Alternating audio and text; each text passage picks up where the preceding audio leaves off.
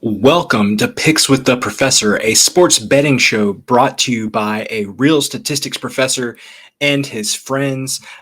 Cousin Jared here with you today to go over our picks for Monday, April 14th, 2025. I know the professor and I talked about it on our last show, but hard to believe that we are already starting on halfway through the third week of the baseball season. Certainly seems like it is flying by so far.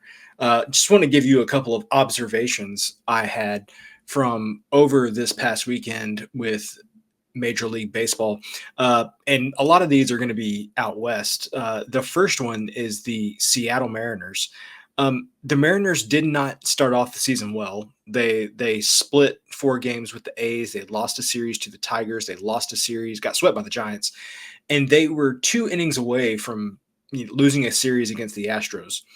And they came alive there in about the 8th inning of that last game with the Astros. And since then, they had seemingly been an unstoppable force, sweeping the Rangers this weekend. I believe they were either underdogs or just right about even money in every game against the Rangers there, and they swept them.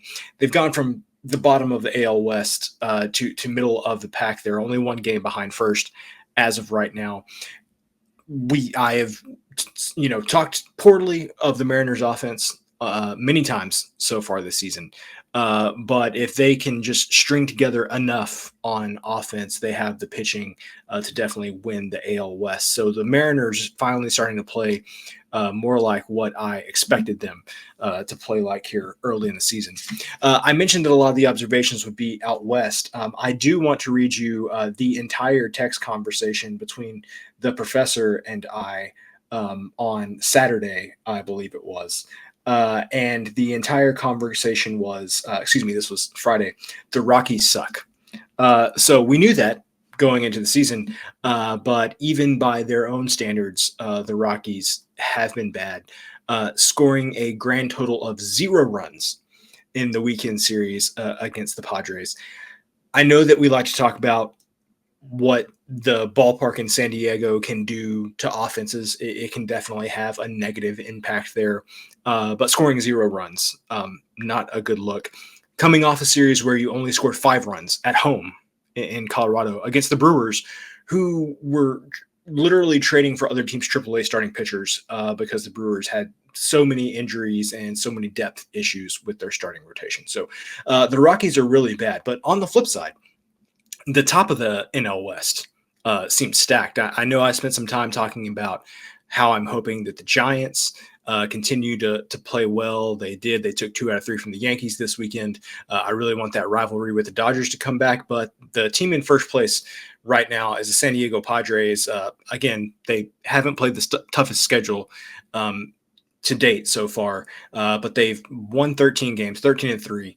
And the Dodgers, I mean, don't get me wrong, Dodgers are good. Started out really hot, but lost 2 out of 3 to the Phillies, lost 2 out of 3 to the Nationals, just lost 2 out of 3 to the Cubs. So, definitely still think the Dodgers are the team to beat in the West, but if I had to choose the hottest teams in the NL West right now, the Dodgers are third on that list behind the Padres and the Giants. So a lot of interesting things going on out west in baseball so far this season. So with those few thoughts just out of my mind, we'll go into the picks for Monday, April 14th. Just a few reminders about Sideline or the professor's projection model. This is a player-based model, so it reflects the current roster, takes into account who's on the injured list, who's on the paternity list, all of those types of things. Average grade is 100. Higher implies more runs. So you want your offenses to be above 100. You want your pitchers to be below 100. That would imply less runs. We're projecting an average game, but one game is unknown. And anything is a good bet at the right price or number. Or, in baseball, sometimes you need to think about the weather in the right conditions. So we might talk a little bit about that in this show as well. And just a reminder, if you're serious about sports betting, join us over on Dub Club. Our honor roll package gets you access to Discord, gets projections, probabilities, and price thresholds for different types of markets. We got Major League Baseball and NHL going on right now. Notes on every game, and all of this for only $29.99 a month. Make sure to use the link in the show description, and that will get you half off for your first month. So getting into our picks for Monday, April 14th, the first game that we're going to talk about is the Nationals at the Pirates. First pitch on this one, 6:40 p.m. Eastern. Brad Lord for the Nationals going against our boy Paul Skeens for the Pirates. Early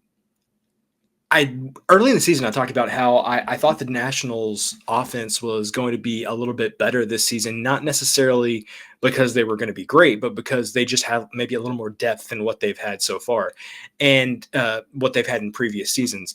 And so far, that's been the case. 21 is an improvement for the Nationals over where they have been. The problem with the Nationals is the pitching. And Brad Lord, not great. Nationals relievers, not great. Very rarely will you see a starting pitching mismatch that is this lopsided. As of the time of this recording, we do not have first five markets. You're going to see some crazy first five numbers for this game. I think the Pirates are going to be fairly heavily favored because the starting pitching discrepancy in this one is off the charts. But with that being said, we're not talking about the side. Our official pick is going to be over 7. And we know Skeens is great. He did give up a few runs in his last start, but he is allowed to be immortal. He is not expected to be perfect every time out. But it is possible to score 2 or 3 runs off of Skeens. It won't be often, but it is possible. The thing is, even with how bad this Pirates offense is, I think they're going to be able to score some runs off this Nationals pitching staff, especially with Lord starting in this one. And just going back and looking at the Nationals last, I'm going to go with 7 games here. They scored 5, 6, 8, 5, 7, 6, 4. So they have done a pretty good job of scoring runs, especially here lately. So I think that the Pirates are able to get some runs early off of Lord. I think the Nationals will be able to get some runs late off the Pirates bullpen, maybe 1 off Skeens, 2 off Skeens, get a couple more off the Pirates bullpen. And I think this game gets to 8 or 9 runs, which is all we need, when we're going over 7. And as we always like to say, 7 is one of the key numbers in baseball totals. You can get to 3-3, which is completely possible with these two teams, and you can go to bed knowing you at least got a push on that one. So lots of push protection at 7. And in addition to what I just said, you'll notice here the top 2 lines, and this is an example of what you get if you're with us over on Dub Club. You get all of this information, all of this broken down for every single game. So we've got the wind out to left field at 9 miles an hour at the beginning of the game, wind out to left field at 7 miles an hour at the end of the game. So it is not enough to really alter the projection of the total of this game, but we do have a little bit of help out towards left field, which is always good anytime that you're looking at an over. So again, this is just the type of information you can expect to get when you join us over on Dub Club. So the second game that we're going to talk about here is the Mets at the Twins. The pitching matchup for this one, Clay Holmes going up against Joe Ryan, first pitch at 7:40 p.m. Eastern. Early in the season, I made the comment that anybody could win the AL Central, and I wouldn't be surprised, except the White Sox, of course. The other 4 teams in the AL Central, you could tell me that any of those teams were going to win the Central, and I would believe you. I'm pretty close to saying that I would be surprised if the Twins won the AL Central. And if the professor were here, he might be able to tell me statistically all of the reasons why the Twins still can win the Central. But the thing is you can't really point to anything that's been bad. Of course, you want your offense to be better than number 20, which is what the Twins offense is right now. But starting pitching's been fine. Bullpen's been good. They're just finding ways to lose games. And if you're a Twins fan, you're probably pretty frustrated at this point. Um, on the other hand, the Mets are playing pretty, I guess, pretty well. I would say they're 10-5. They're on top of the NL East right now. You could definitely say they've won the games they've should. They've already beat the Marlins 4 times this year. They just won a series against the A's. But hey, that's what you got to do when you're playing teams that just don't quite have the talent that you have. Um, I'm kind of jumping at the opportunity to back the Mets here. The advantage they have on offense is just pretty large compared to the Twins. Clay Holmes, sideline has him here as an above average starting pitcher. Nothing great. I'm really kind of torn on him because his FIP is good. He's striking out a lot of guys, but he's given up a lot of hits. He's given up a lot of walks, but he hasn't given up any home runs, so that hasn't really got to him yet. I don't know if the Twins are the team right now that can make him pay for putting guys on base. Um, and even if they do make him pay once or twice, I think the Mets have enough on offense to make up for that. And we here at Picks with the Professor have been Joe Ryan fans for quite a long time, but I think Sideline may just be a tad too high on him. In general, Sideline loves to back Joe Ryan, and it still sees a small edge on the Mets here. So our official play on this one is going to be the Mets at even money. Of note, this is about the cutoff where I would make this play at. And so if you are having like minus 105, I'm probably staying away at that point. This probably does have to be even money personally for me to play it. So that's what we have right now. We have the Mets at even money, which is good enough for a B grade, but one of our favorite plays on the board for this Monday. And the last game that we're going to talk about is the Tigers at the Brewers. First pitch in this one, 7:40 p.m. Eastern. Tariq Skubal going up against Tyler Anderson for the Brewers. Man, the Tigers have looked good so far, and you definitely I don't expect them to keep this up all season. But they've got Skubal, who is, going to give you a really good shot for a win once every 5 days. AJ Hinch did great job with Astros, certain things aside.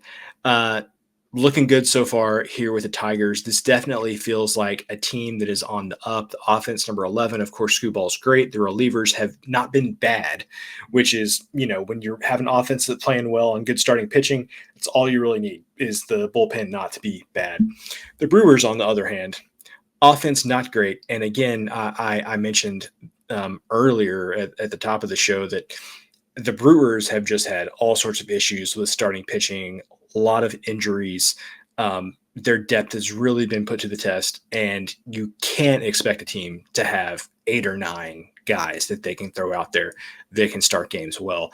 And so the Brewers have just been put in a bad position. So a big starting pitching mismatch here. You could say that about every game that Skubal starts for the most part, but especially going up against the Brewers. The Brewers right now really don't have anybody that they could throw out there and feel like they have a good chance against a guy like Skubal. So Sideline says that the Tigers win this one 64% of the time. And right now you can get the Tigers at minus 150. And so that is an A grade on Sideline and an A grade in my heart. This might be my favorite play on the board for the night, the Tigers minus 150. I would be playing this one all the way up to minus 170, assuming that we don't have a change in starting pitching. I have to think this line is going to move towards the Tigers. It could move towards the Tigers by a whole 20 cents, gets to minus 170. I'm still playing the Tigers at that point. I think that is still a really good play. A couple of months, maybe I might feel differently about this game, but the way these two teams are constructed right now, taking into account injuries, seems like a no-brainer to me. The Tigers are going to win this one more often than not because they have a much better offense, and Scooball is going to give them a chance to win basically no matter what. So that is all of the picks that we have for your Monday, April 14th. If you want more free picks, like I said, join us over on Dub Club. Use the link in the show description for 50% off your first month. And then soon we will have limited Discord access available for free. And so we will make sure that everybody is aware once that is available.